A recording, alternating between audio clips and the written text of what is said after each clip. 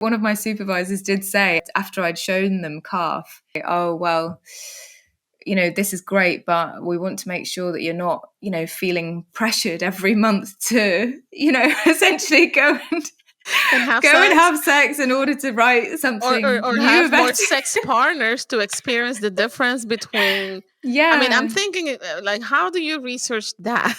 The person in the story is my friend. I am in an open relationship with my partner, which is very useful. You're my hero. Go on. I'm listening. And cut. The MS Positive podcast is a platform where people living with multiple sclerosis come to share everything else they do with their lives aside from being an MS patient. Among our guests are artists, singers, bloggers, actors, authors, DJs, and much more.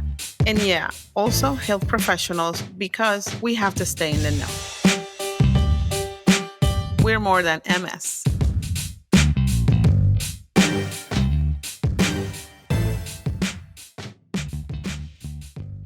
Hello, and welcome to the MS Positive Podcast. Today I have a special guest. She's a writer from the UK. Her name is Melissa One. She's a writer living between Manchester and Leeds in the north of England. She was born to a Chinese mother and Dutch father and grew up in the Netherlands before moving to the UK aged 8. She was awarded the BAME Writer's Scholarship to study creative writing at the University of East Anglia, and her short stories have been published by independent presses in the UK, including in the Best British Short Stories. She was diagnosed with RMS in 2020 and now gets around in her wheelchair or on her electric bike. Melissa is currently a postgraduate researcher at the University of Leeds looking at the writing of sex and its intersection with disability. Welcome, Melissa. Thank you for having me. You're welcome. How are you? I'm doing well. I'm very excited to be here in my first kind of official podcast recording thing. This is all very fancy. Oh my God, I got the first the premiere on you. Thank you so much for being here and accepting the invitation. We're glad to have you. I'm really glad to speak with you, Maite, really. Awesome. Like I said, you were awarded the BAME Writer Scholarship to go to the university and study your creative writing. We are not very familiar with the scholarship on this side of the world, but it is very interesting, very important for writers like you. So, can you tell us what the process to apply for the scholarship is and the process to be awarded? And let me state that this particular scholarship is open to Black, Asian, and minority ethnic writers. So, you fall under that category, and tell us how, please. Yes, I fall under the category because my mother is Chinese. She's born in Hong Kong, and my father is Dutch. And so I suppose I fall into the minority ethnic category, even though I am white presenting. And so, it might not be obvious how I am BAME. But to tell you about the scholarship a little bit, it's one of probably, I think the University of East Anglia offered maybe over 10 scholarships for writers, and usually they are awarded on the basis of merit. So, the person who has the best grades, I think, maybe, or has previous publications.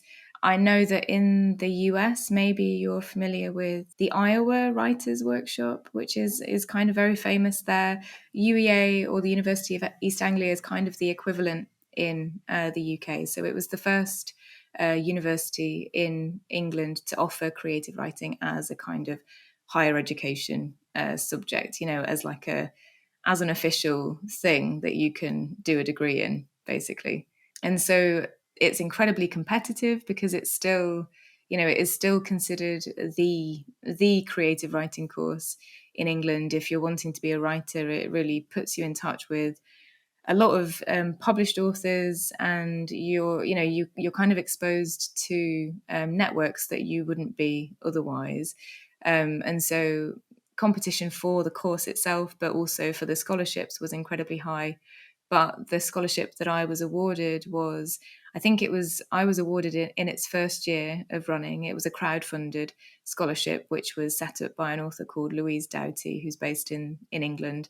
Essentially, she threw big parties, I think, and asked other writers to contribute money to the scholarship, which would enable somebody who wasn't able to afford paying for the course outright, would enable them to study. So the process to apply for it, you probably had to submit your work, right? And it was Yes, it yeah. several rounds. There's a round for being accepted onto the course in general, but then that's kind of it. Once you're accepted, then you get put forward for, I think you actually get put forward for all of the scholarships that are available. And I mean, if you're BAME, you would get put forward for that scholarship as well, and then the scholarships are doled out that way. Nice, and it's a full scholarship, correct? It's a It scholarship, was a full 100%. scholarship. That's Nice. right. It was a full scholarship for my tuition fees, but also for my living. So it was amazing because it enabled me to go down to Norwich and live there for a year as well, and essentially be paid, as though I was working full time. So you were diagnosed with RMS in 2020. So you fairly new, let's say, to multiple sclerosis. Could you share your MS diagnosis story? How were you diagnosed? What were your symptoms? How long did it take? Especially, I ask you, how long did it take?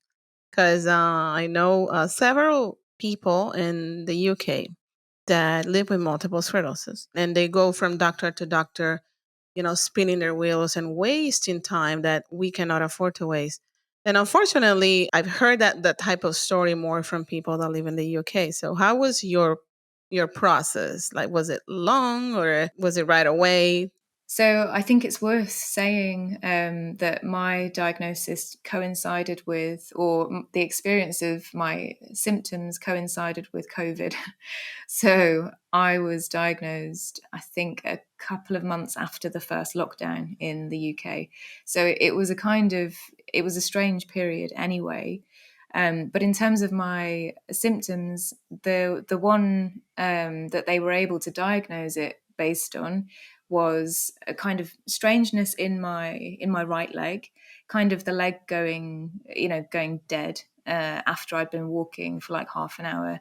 If I sat down, then the leg would recover and I'd be able to, so I didn't really notice it because it didn't affect my day to day until probably, I think it started maybe around, or I noticed it around the summer 2019, which is when I was doing my MA actually in Norwich. So I was coming to the end of the MA, and I kind of just noticed that my leg sometimes would, if I'd been walking for half an hour usually, then I would start to notice I'd have to kind of drag it, a bit. And it kind of started getting a little bit worse over, as time passed. So it started happening sooner. So, after I'd been walking 20 minutes, 10 minutes, 5 minutes, and then it spread to my other leg. And so at this point, I think I was working for a theatre here in Manchester, and it was my manager who said, we were walking to a meeting together in the library, which was like 20 minutes away. And I said, "Oh, I've got this weird thing in my leg that keeps happening." And she said, "You should go, you should go and get that checked." And then COVID happened, lockdown happened. So I did see about, I think, 6 different GPs at my practice who, couldn't quite figure out what was going on, because I was still, usually able to walk. I wasn't really noticing the symptoms until after I'd, fatigued my muscles, or fatigued my legs after a while. Yeah, I think it was probably the 6th GP who sent me to a neurologist and sent me for a brain scan. And it was the neurologist who said, "There's evidence on your scan, not just in this one, but actually when we look back, you had a scan back in 2015, when I'd had issues with my vision." And I thought it was just prescription, it was just prescription vision issues.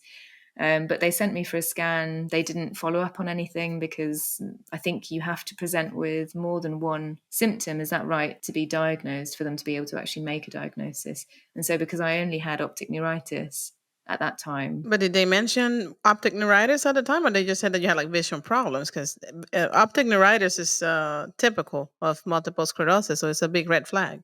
Yeah, no, they didn't. Oh, They okay. didn't. Yeah, and it wasn't until the neurologist looked back at those scans from 2015 that he said, "I think actually there was evidence already of MS back then."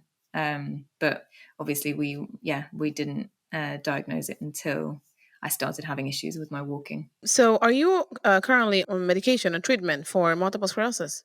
I am. So the treatment thing is also an interesting one to discuss because it seems like in the UK, or at least at my practice, the neurologist said, "Oh, there's currently no evidence to suggest that it's better to either go in hard fast, or whether it's better to start on a low efficacy treatment and escalate." I think actually it turns out there's quite a lot of evidence to suggest that it is better to go in hard fast. But at the time, when you're diagnosed, you don't know anything about multiple sclerosis unless you know somebody, and have had experience. But you Yeah, kind of it's you common not kind to know. of Yeah. yeah, you kind of go in and are just completely, thinking, okay, I trust the neurologist to tell me what the best thing is. But essentially, he said, because there's no evidence, it just means that you can pick whatever you want. And go home and you do your own You do research your and you pick research one. and you pick which one you think. I've heard And that I many and times. That's why I'm yeah, listening carefully because, but yeah. particularly in the UK, it's like common. This is very interesting because I wonder whether this is standard practice across the whole of the UK, because it is it is interesting, I think, the fact that this is still the this is still the line that's being, given in clinic, is actually that there is no evidence, when there is, that there is lots of evidence to suggest that it is better to go in hard fast, and to treat this. They're starting to say, treating MS like stroke. So as though it's, really a serious event that's happened, you try to treat it with the best available medications as early as possible to give the person the best chance of recovery. But because I the choice was left up to me, I was thinking about these things are also important. So maybe this is why they do it. So I was thinking about, what is most convenient for me? What's the thing that I'm most likely to be able to continue taking? So I chose Tecfidera. I'm not sure whether it's the Tecfidera, same brand name. Yeah, Tecfidera is a pill yeah, that's it. Taken twice. twice daily. Yes. And I thought, okay, it's medium efficacy, so it's not high efficacy, but it's not low efficacy. It's kind of like, well, let's just give this a try. But after being on it for about a year, they found evidence of And more lesions. inflammation on the brain, and so that's Okay. why I escalated to my current treatment, which is Kesimpta, which is the injectable. Big transition from taking a pill to inject yourself. So, did you get any guidance on how to inject and how is it going? Kesimpta, they send a nurse to do your first, to be there with you for your first injection. And so it was fine. And they're, what are they, like EpiPens? You store them in the fridge and it's really simple. You don't see the needle. I wasn't really worried about starting the injectable. And it's been fine so far. How are your MRIs after Kesimpta? Any activity on your MRIs or I've just had a scan in December, so I'm waiting for results, because I think I started Kesimpta January last year, so I've been on it for a year now. So I'll find out about the scans soon. okay? Well, good luck. I hope that this is the one for you. I have a switch medications as well, and depending on which medication you are on, not all of them have the same protocol, but you have to go through this process to like get off of it and clean your body. And during that period, it's difficult. Sometimes you have flare ups. It's not fun. Now you mentioned that your doctor said he wasn't sure if it was a good idea to start with something more mild or something more aggressive. No, he said there was no evidence No evidence.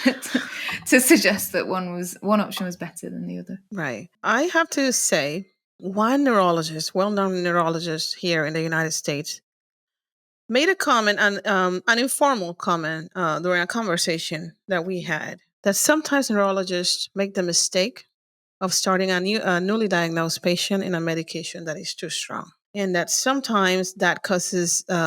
I shouldn't use the word causes, but sometimes people experience physical disability faster because of the effects of the medication. And I'm just going to leave it there. Yeah, that's something that I heard from a very well known MS specialized neurologist, not just a regular neurologist. It's interesting that your doctor said that. That's why came to my mind. I remember when he said that because, it's something maybe that they look at when they are analyzing MRIs. MS is different for everybody. So MRIs look very different. I mean, you could have a million lesions and you could walk just fine. And there's only one that maybe causes all trouble. So it doesn't really, there's not a pattern. Now, when they look at lesions, they look at location, shape as well, more than how many lesions you have. And so that it's a determining factor for their approach to your treatment. So maybe there's more to that he didn't mention at the moment. That's all I'm saying. Yeah, Could absolutely. be. And sometimes doctors have a very short time for your visit also. So they cannot give you a class in multiple sclerosis. They send you home, which I think is not right. But I understand how the business work. It's not always the case. I have to say I've heard stories of other people that have actually at a support group maybe 2 3 weeks ago. I met someone and he was saying that his doctor spent with him the first appointment was 2 hours long. He took all the time to explain it to him. So I guess it depends on the It practice. does. I hear good and bad stories as well from people I speak to. Yeah. All right, so let's move on from that. Thank you for sharing your experience with your diagnosis and your symptoms. So you write fiction, short stories. I have some here. San Salvador. He moved in. To do that, he had to leave his wife. He arrived with his life neatly folded in cardboard boxes, squeezed it into my one-bedroom apartment. He leaned his road bike against the bookcase and kept a gathering of empty beer bottles by the door, which he called his art installation. Joseph, when it's 3 a.m. and I still can't sleep. Yes, mother, he smiled. I was not his mother, but what could I say? I found it difficult to let this man go, almost as though he had been a son, and every morning I woke and felt his blood pump through my veins until I couldn't help but think, where's Joseph? And my favorite, ghost story. All right, so how do we start? So my favorite is ghost story for a reason. Ghost story is it's a story about sex with a ghost. Well, there's more to it, but that's obviously the part The that tagline. really you will remember, especially because this young lady here, it's such an amazing writer, and I really commend you for that because you are so good at transporting the mind of the reader, and their imagination to the place that you are presenting. Your descriptive words, the way that you describe the atmosphere, the setting, the characters, you can see it in your head like a movie. That is exactly the job of a good writer. I mean, when you are successful at doing that, you can proclaim yourself as an accomplished writer because Wow, that's what thank you. the goal is. The goal is to get people's attention, but keep their attention, and that the person that's reading your words can really travel to the story and get immersed in the story and see the characters. And you are very explicit when you talk about sex, which I appreciate, to be honest with you, in a subtle, explicit way. Does that make sense? It's great. To me, it's amazing. So tell us about your style of writing, this theme that you have in common in many of your short stories, and why you chose fiction and things like that. I started trying to write fiction probably 2016 is when I first thought, okay, I will give it a shot. And I started with a short story because I didn't really know what I was doing. I'd not trained as a writer. I didn't study literature at university level. So I think the last time I studied it was at GCSE level. So it wasn't something that I had a formal education in. Not that you need it, I don't think, to be a writer. But the reason I started with a short story is because it felt a little bit more doable for me than thinking about setting out to write a whole novel when I'd never tried to write fiction before, so the short form seemed really useful as a kind of as a mode for being able to just try out different things, and see whether or not things were working. When I went to study at UEA in 2018, I was still, I would say, quite early in my journey as a writer. And what was interesting then in the workshops was that our workshop tutor, Andrew Cowan, he said, what's interesting this year is that all of your work is so full of sex. And I thought it was an interesting comment because when I looked at my work, I was talking about sex, but I was never actually explicitly writing it, or nobody was really explicitly writing it. Often it's a thing that's referenced as kind of a subject, perhaps, or things are hinted at, but never actually explicitly written. And so part of my ambition with, and it is kind of an experiment, is that It's a because great experiment. yeah, because I don't know what the best ways of doing it are, or because there is still so much taboo around sex that it always does feel like you are pushing at something, when you make a kind of an explicit stand and say, okay, I am going to write, these words that some people maybe even consider swear words or whatever. They wouldn't consider them to be part of literature, let's say. I mean, obviously there are different traditions of writing. I think the French tradition has a lot more sex writing in their literature, but if you look at contemporary literature, even in the UK today, it skips the sex or avoids the sex in a kind of habitual, like secondhand way, like without really thinking about it. And what's interesting is that my first published story also does this. So I'm thinking a lot at the moment in my PhD about the line break in fiction. So if you imagine the same convention exists in film as well. So if you imagine that we see a couple going upstairs to bed, then the door closes, and then we wake up the morning after. Yeah, it implies Um, that they it had implies sex, things but it without, doesn't and the show it. same convention exists Yeah. also in fiction. So you write up until the couple going upstairs to bed, and then you jump to the next scene. And my first published story does that very same thing. And it's kind of, I think, because it is such a convention, you don't even really question it. You embody it as that is the way to write sex. And so lots of my work now is trying to do the opposite and trying to actually, what happens when you do write sex.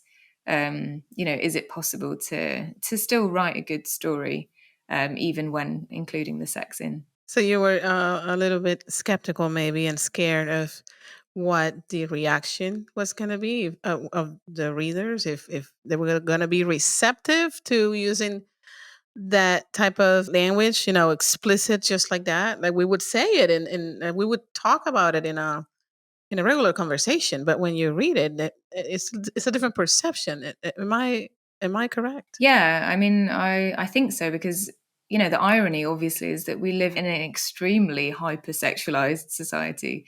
Even just from listening to pop song lyrics or Yeah.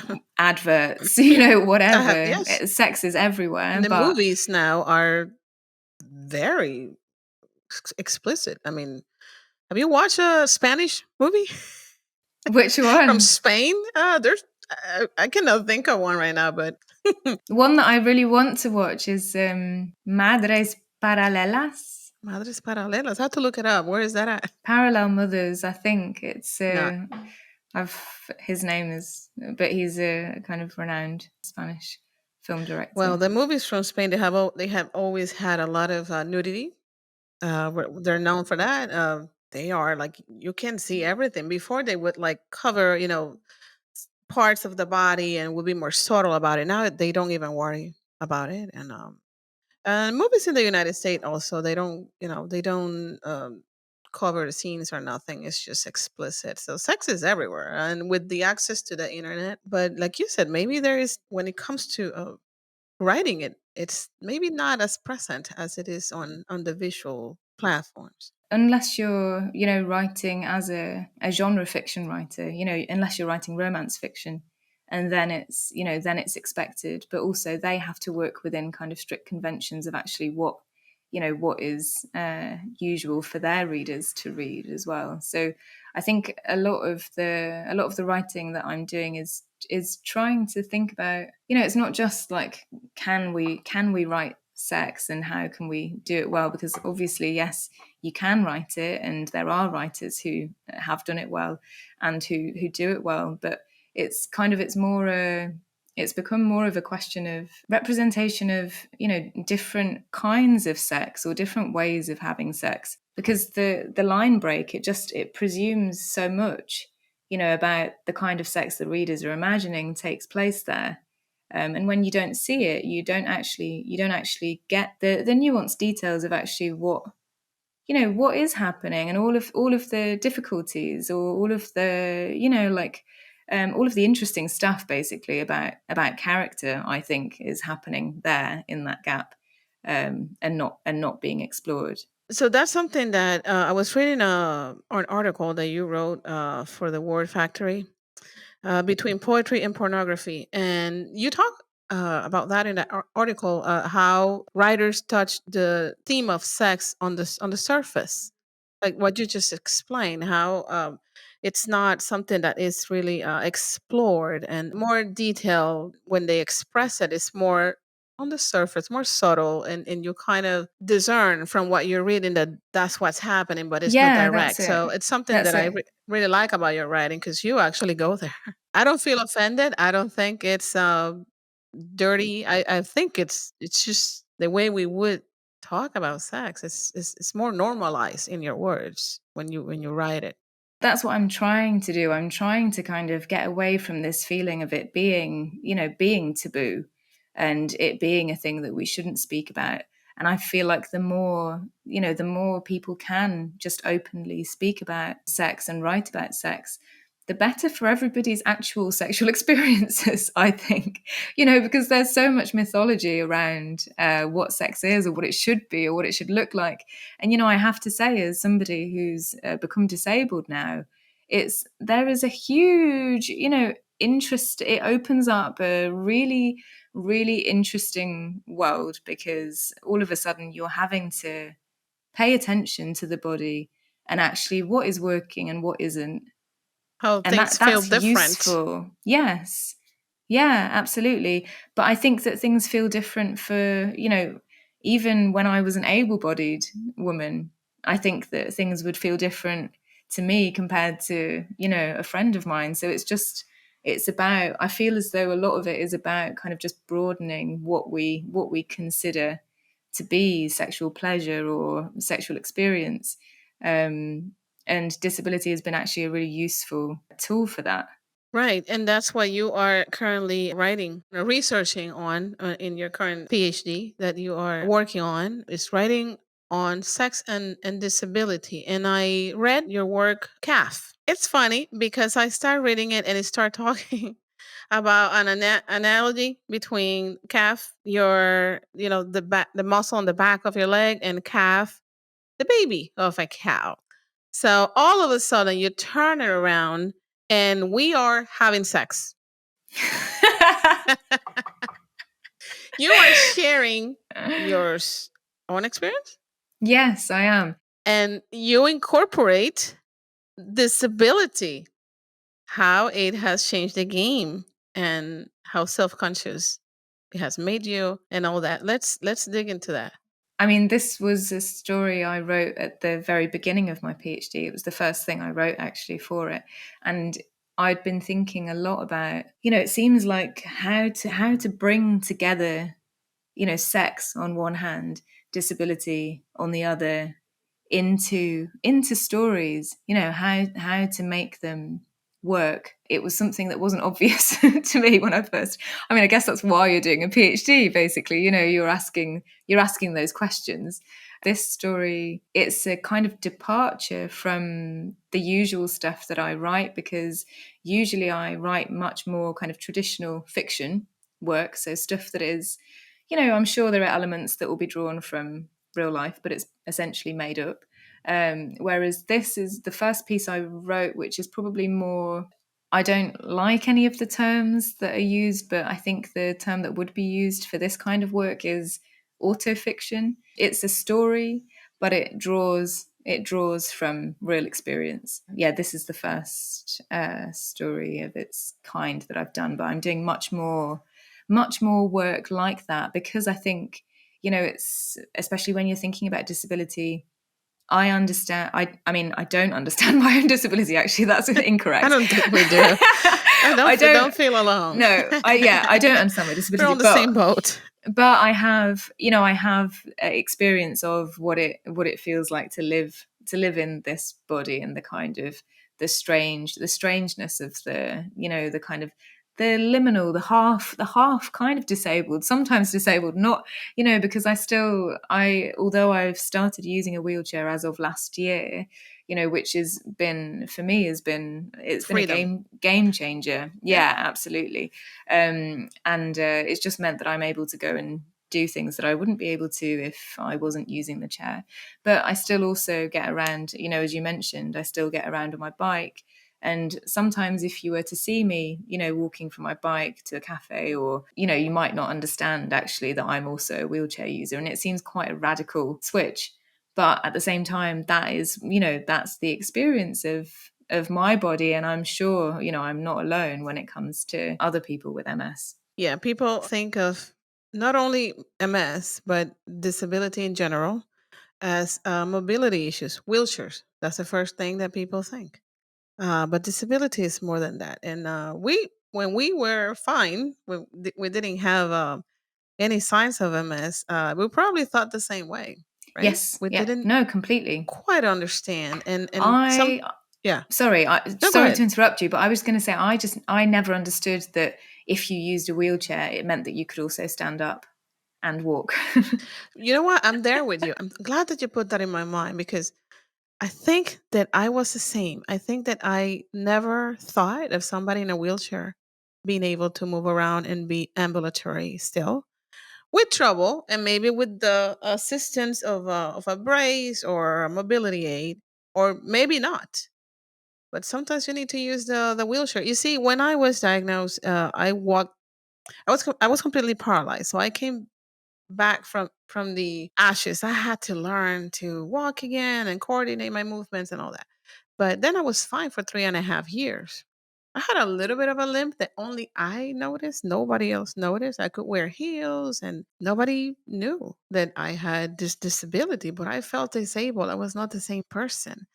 And that's how I started to understand that I'm walking to the store, but when I'm coming out of the store, I would really appreciate a wheelchair so I can get to the car because the legs feel heavy, spastic, right? You are exhausted by little things and you don't think of that unless you actually experience them and you learn as you go. So that's why I always say you have to be kind to other people that don't understand because you don't fit under their standards of what disability looks like because they come from a place of ignorance because they just have not lived the experience.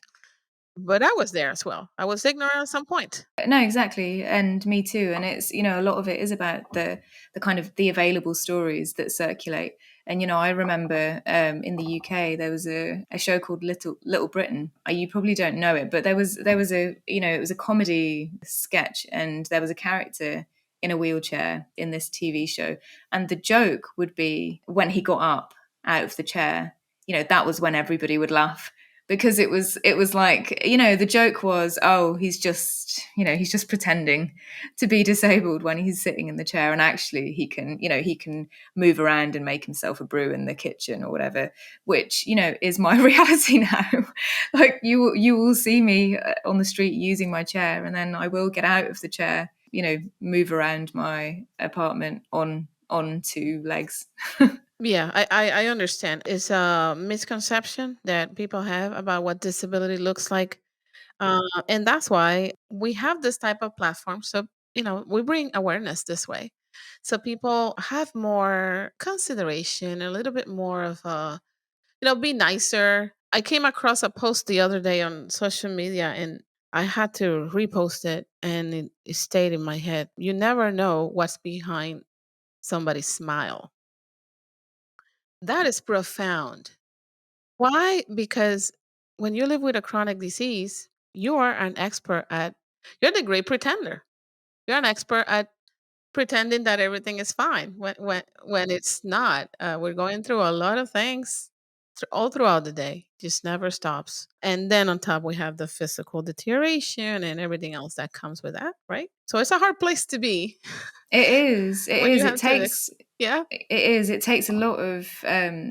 I think it's. I think it's also ongoing forever. I don't think. I don't think you ever get to a point where you feel like, okay, I'm completely comfortable now with the way things are. I mean, because it is a degenerative condition, it means that you are faced with the knowledge that things are only going to get worse, and it's that's a complicated existential dilemma, essentially, that you're having every day. Yeah, you never come to terms on a full degree. Like you No, don't really I fully think it's come to terms with impossible. being chronically ill and living with a disability that it can potentially get worse. I think it's impossible to like fully come to terms because the body is unstable. There is no stability anymore, and so you have to kind of be prepared. Yeah, it's like you have to take it one day at a time. One day at a Absolutely. time. Is Absolutely. Yeah. with this disease in particular, anything can happen, and you can plan something, and next day you can do it. So you just had to take it one day at a time, and that's it. And teach people around you to understand that that's how you roll now. It's the way it is. All right. So speaking of sex and disability, so we already said your current studies or research is in writing on sex and disability. You went over the fact that sex is not explored, but why you decided this is going to be my theme. This is what I'm going to focus on. And after that, I would like to, if you feel comfortable, to invite you to discuss how disability interferes on a personal level with the sexuality. It's something that I'm glad that you're here because it's something that a lot of people don't dare to speak about. And Yeah. I don't have a filter. So I can Yeah. talk about, sex and poop like we're talking about Yes. biscuits. Yeah. I Yeah. really Yeah. don't care. Good for you. Yeah, I feel the Yeah. same. Yeah. And definitely, I mean, there's no doubt that disability affects your sexuality, whether it's you lose sensitivity, you're numb on your private parts or on the down there's, whatever you want to call it, or you have hypersensitivity, which is something I live with. And so it makes sex pretty interesting. And it's something that I don't hear that in particular from people. I hear more about numbness. When you have mobility issues, then, certain positions you cannot do anymore, or they're uncomfortable, or you cannot hold the position, whatever, and you have to accommodate or modify what you're doing. Like on your work calf, you in particular, there's a modification from your partner in the story. I don't know, you call him a friend, so I don't know if he's a real partner or he's just this friend in your head, but we leave it there. That you the position of your legs in a loving way, change them so that you will not have to look at them and notice that that they're That they've wobbly, or that your wasted. feet Yeah. Yeah. yeah, that Yeah. your The feet are calves have more wasted. triangular, like you said on the things like that. And then in a loving way, then he modifies that, and then you're still having sex and enjoying sex together, but there was a slight modification that changed. The reason that the modification was necessary is because this is a point of real transition for me in terms of my body and what it looks like. And so it's still a period of adjustment, I think, and which is why I think the moment was it worked well for a story, I think, because it was tender and it was loving, and you could understand that he had some kind of empathy about my experience of the body changing. But I think your word modification or accommodation, I think you used those words, I think they're really useful when you're thinking about disability in relation to sex, because in some ways disability is a really useful tool for thinking about the ways in which we can be more attentive to actually what feels good and what doesn't feel good, and to modifying and to accommodating. And so, forgetting about this idea of like what good sex should be or what it should look like, what positions look good, or how a woman should be able to orgasm, and all of those things. It kind of, disability means that you might not be able to do some of those things, and maybe that's a good thing. maybe that's good, actually, that you're not able to be shoehorned into this is the way that we all have sex and we all climax. This is the and so I feel like that's the thing that I'm learning, actually, is the potential of disability is a really useful tool for just rethinking the way we approach sex and what sex is. So, how do you investigate or research sex and disability? Being you, I'm not sure. You tell me. The only person struggling or dealing or experiencing disability and having sex. How do you have reconciled the both things in your personal experience? But how do you research about that? Do you interview people or tell me? It's a good question. So my PhD is what's known as a practice research PhD, and I don't know if you have I imagine you must have an equivalent in the US, but I'm not sure what it's called. But it means, and it's in the School of English. So practice research means that your practice, whatever your practice is, so whether it's painting or whether it's performance or whether it's writing, your practice is your research.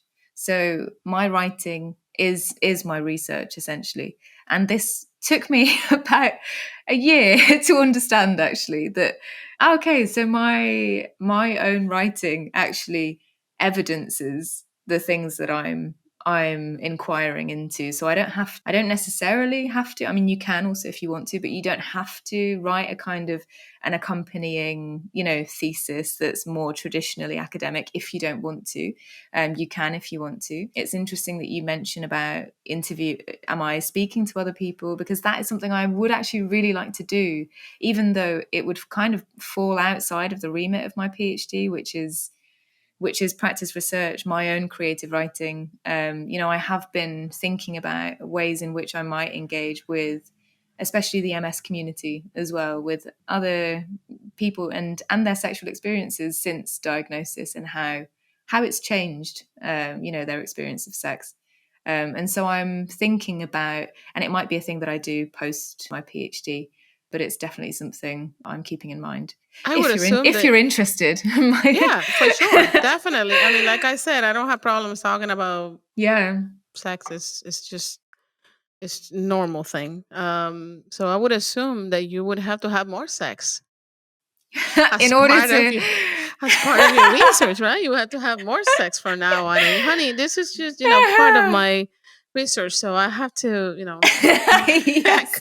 come up with something. So let's It was quite funny because one of my supervisors did say after I'd shown them calf, he did say, "Oh, well, this is great, but we want to make sure that you're not, feeling pressured every month to, essentially go and and have go and sex. have sex in order to write something Or new have more about it." sex partners to experience the difference between. I mean, I'm Yeah. thinking like, how do you research that? Well, so what might be helpful to say is that actually the person in the story is my friend. And so I'm in an open relationship with my partner. So I do have a main partner, but I also, which is very useful, have the opportunity to sleep with Look other at you. people. You're my hero. Okay, go on. I'm listening. And cut. That's great. I'm learning. I'm learning here with you. You see, I have learned. I'm a writer myself, and I told you earlier Yeah. that I have realized that how little I know about writing after Yeah. reading your work, and now how little I know about life and sex. I thought I was very well experienced, but Maybe not. All right. Well, So take this as encouragement to to go forth and yeah, you got explore. me an open relationship. That from there, I have nothing else to say. Um, anyways, cut. Um, so there's yours funny. Disability. Can we focus here, please? Let's focus. I'm focused. Yeah, Go for I it. know Go you're for it. really good at talking about sex. Um, so in terms of living with MS and living with a disability and having sex, like you said, you it would be a good idea to speak to other people. I don't know if you have attempted to or tried or have noticed because you are involved in the I don't know forums or the community, whatever. But I have noticed that that's the thing or the theme that people don't want to discuss. They don't bring it up. I'm the administrator for a Facebook group, a support group on Facebook for the company I write for. And there is 5,600 people, members. The big group. And there's people from everywhere in the world. And so this is something that is not discussed. I've been administrating this group for over 2 years, maybe 3 years now. So I have seen many posts, and I have to monitor every single one of them. And so they talk about spasticity, they talk about medications, newly diagnosed people that come to the group to ask questions, or their partner to somebody that lives with multiple sclerosis, or their family member, whatever, or they are in the limbo still in the process of getting diagnosed and they want to find out more. They have questions about DMTs, things like that, but sex never comes up. I wrote an article about MS and sex. Again, I work for a company, or I write for a company that is a medical website. So there's certain standards that I had to or guidelines that I had to follow. If it was me, I just would say like it is. But in a subtle way, but at the same time very direct. I write about the modifications couples have to do when MS gets in the way. The body starts to change, the sensations start to change. So one of the strategies is to do body mapping. I like to share this with you because you are researching on this. Body mapping is when you test the body of the person, squeeze, you touch, you caress. That way, that person can tell you, or you can tell your partner, you know what? That area feels like it's burning, it's on fire, or it has pins and needles. That I don't like that. It doesn't feel comfortable. I think it's a great strategy for you to know how your body is reacting to the touch, because sometimes we don't want to be touched. When you have hypersensitivity, like me, my skin hurts, and so, or it burns, or it's extremely sensitive. When you are catching the flu and your skin is kind of like it bothers you. So I have those episodes. My clothes bother me. Sometimes I just have to take my shirt off, of course, indoors and in my house, not like Well. I'm taking it off wherever I go. Um, but it's something that I need to do sometimes. So I take medication for that, and it keeps it quiet. But it's not a good thing to live with. But when it comes to sex, it's the opposite. So I enjoy sex now better than I used to because I have hypersensitivity, and so it's better. And isn't that an important story for people to hear? Yes. The fact that, okay, I've become disabled and actually the sex I'm having now is better than what I was having before. I have a YouTube video that I did with another MSer. Great. And we discussed that. I would love to see this and to read the article as It's on well. my YouTube channel. Yeah, great. The MS Positive channel. Thank you. On YouTube. Visit and subscribe. I discussed that with him, and I decided to make this video with a male partner, not my partner, but a male in the video, so he could give the perspective of sex with disability, as from the male point of view. So it was very interesting because he was very much affected by MS, and that's actually how he found out, or one of the things that it was a red flag why things are not working if I'm so young. And then I share my experience with hypersensitivity, and we were laughing it out at some point because I say, this is like a perk I had this reward Yeah, yeah, from yeah, MS. yeah. This is the one thing that you This can is the have that's one thing that better. I would Yeah. never change. Yeah, yeah, So in a way, it has improved. yeah.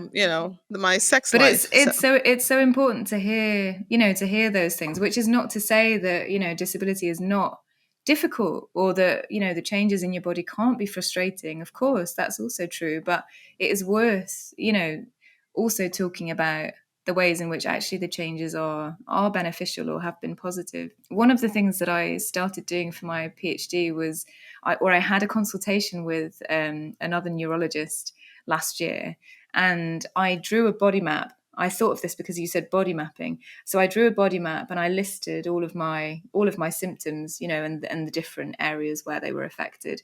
And one of the things that I'd pinpointed was what they call in the medical establishment sexual dysfunction. And so I'd written sexual dysfunction, and the neurologist kind of just looked at it and said, sexual dysfunction. And I said, yes. That was the end of that conversation.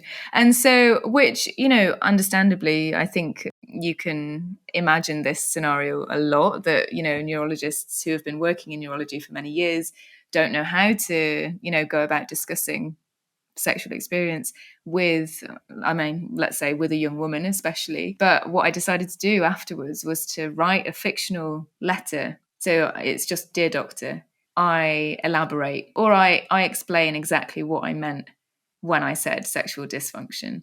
And this has turned into this is my not my most recent project, but the one before, but it's turned into like 10,000 words of these letters to my neurologist about the terms sexual function or sexual dysfunction. I mean, what do they even mean, really? When you start thinking about it, what does it mean to be sexually functional or dysfunctional? And so I was thinking maybe this is an interesting thing I could start to do with other people with MS, to write fictional letters to their neuros about about that's pretty interesting. sexual That's function great. and dysfunction.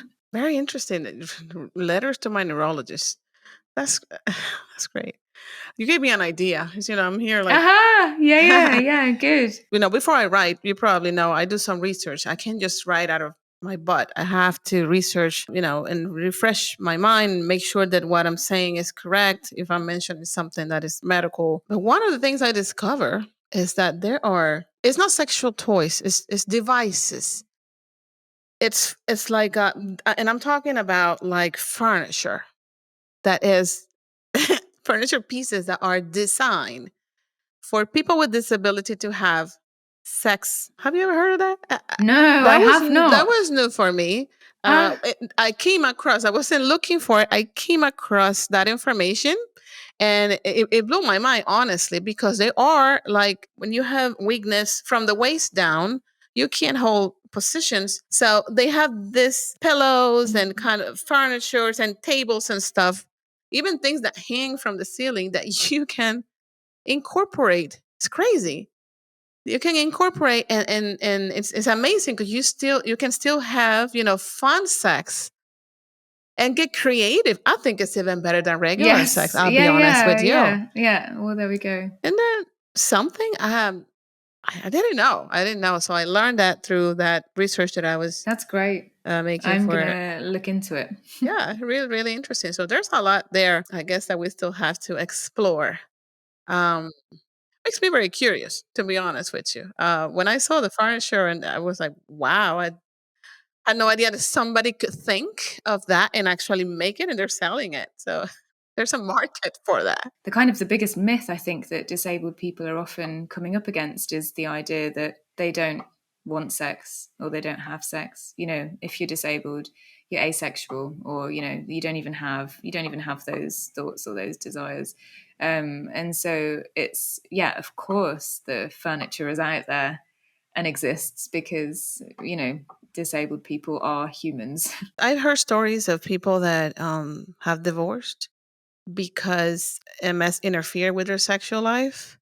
Especially, when it's very common for men to suffer from ED, erectile dysfunction, when they have multiple sclerosis.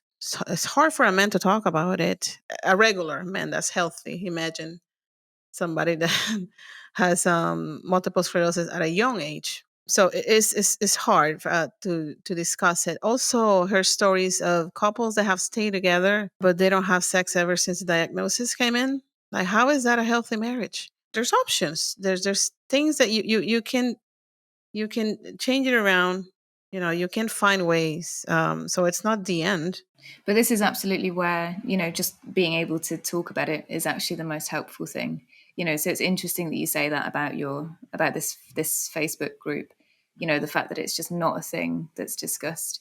I mean, if it was something that you could be openly expressed, you'd imagine that maybe there would be, what did you say, 5,000 members? 5,600, I think we're at Yeah, now. that there would, you would, if everybody felt able to, come to that group and to post something about their sexual experience, you would, just the amount of information would be, incredibly useful. Right. When my articles go live, either I post them on the group or the company eventually posts them, and it was posted. I don't remember if it was me or them, the one that I wrote about MS and sex, and it didn't have one comment. People didn't dare to comment. They comment on everything else, but people didn't open up, Because and it's not it's hard. easy to It's talk not easy. It's about it openly. uncomfortable.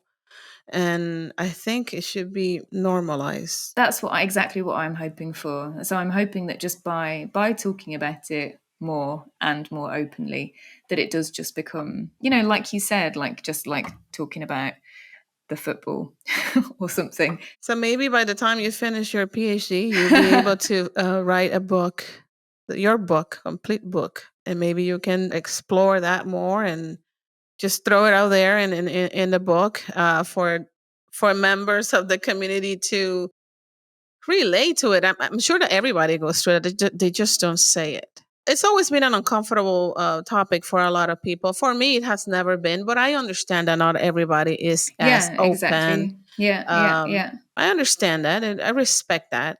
And when it comes to chronic disease, it can really affect your life, because it's not just talking about sex, but then you go to the room and have the best sex of your life. Nobody knows. This is more about how this can end your relationship, or it can make it better if you try.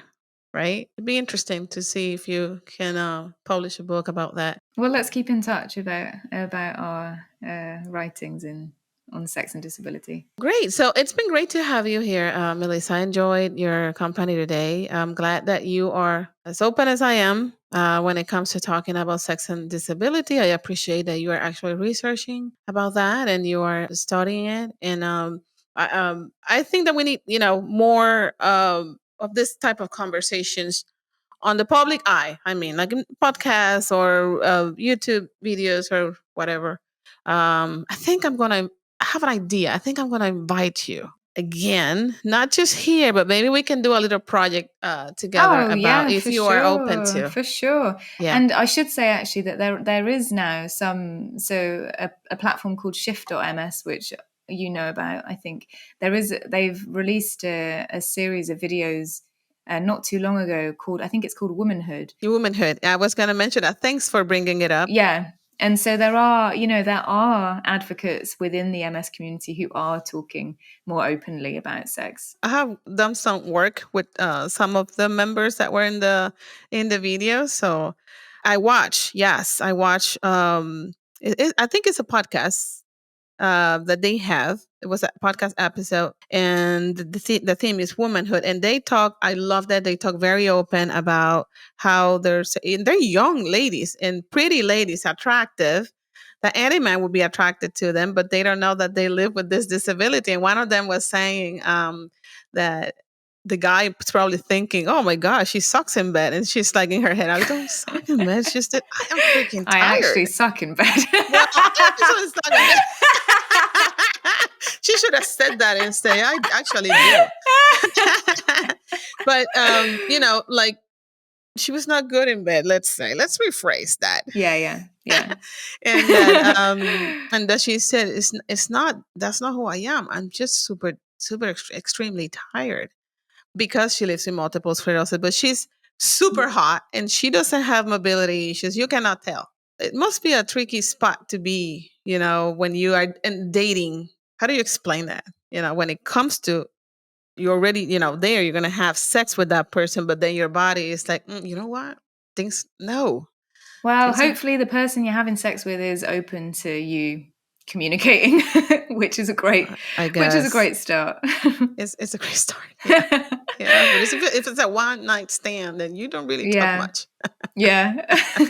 Then how do you have to pretend? I don't know. I guess you have to analyze the situation individually at the Yeah. moment. Well, thank you again for being here. We kind of open up another thing. I'm glad that you mentioned Shift MS. Yeah, I highly encourage people to watch that. Look it up. I think it's on YouTube as well. Interesting video. It's called Womanhood. It's a series, and the girls talk it. They say it like it is. It's great. I love it.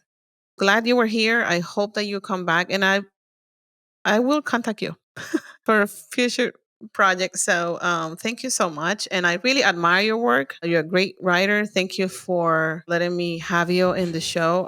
It's amazing what you're doing. And I really admire you from this point forward. I just met you recently, and I really developed a sense of admiration for you as a writer myself. Inspired by your work.